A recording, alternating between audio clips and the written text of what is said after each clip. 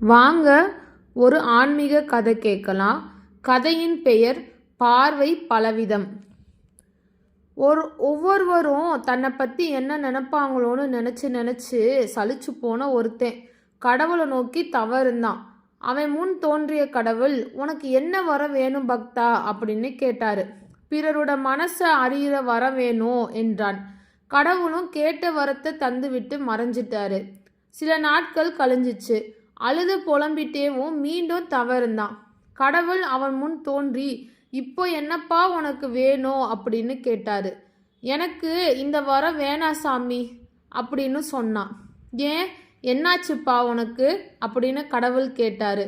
அதுக்கு அந்த ஒருவன், ஒவ்வொருவரும் என்னை பற்றி நினைப்பதை என்னால் ஏற்றுக்க முடியவில்லை சுவாமி, அப்படி என்ன நினைக்கிறார்கள் அப்படின்னு கடவுள் கேட்டார்.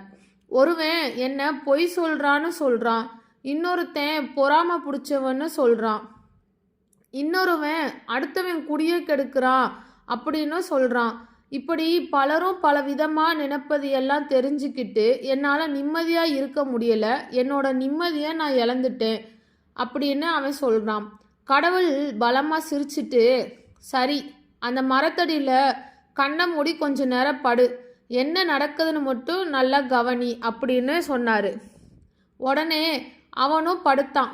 கொஞ்ச நேரம் கழிச்சு ஒரு குடிகாரன் வந்தான். குடியார பையன், எப்படி படுத்து கிடக்கான் பாரு அப்படின்னு சொல்லிட்டேவும் அவன் கடந்து போனான். கொஞ்ச நேரம் கழிச்சு ஒரு திருடன் அந்த பக்கமாக வந்தான். திருட்டு பையன் நல்லா கொள்ளையடிச்சிட்டு வந்து இலப்பாலாம் பவுந்துச்சு தூங்குறான் பாரு அப்படின்னு அவன் சொல்லிட்டு போனான். கொஞ்ச நேரம் கழிச்சு ஒரு நோயாளி வந்தான். வயிற்று வலி போல சுருண்டு படுத்திருக்கான், பாவம் அவன் அப்படின்னு சொல்லிட்டு போனான். இதை கவனிச்சுட்டே இருந்தாவன். அதுக்கப்புறமா கொஞ்ச நேரம் கழிச்சு கடவுளோட திருநாமத்தை சொல்லிட்டு ஒருத்தர் துறவி வந்தார். அவர் இவனை பார்த்துட்டு, இவரும் நம்மளை போல சாமியார் தான் போல, முகத்தை பார்த்தாலே நல்லா தெரியுது அப்படின்னு சொல்லிட்டு அந்த துறவியும் கடந்து போயிட்டாரு.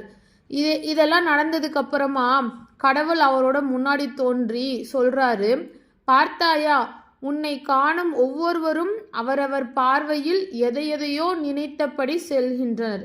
அதை பொருட்படுத்த வேண்டாம். பார்வை பலவிதம், பாதை உன்வசம் என்பதை உணர்ந்து கொள். மனதிற்கு சரி என தோன்றுவதை செய் என்றார் கடவுள்.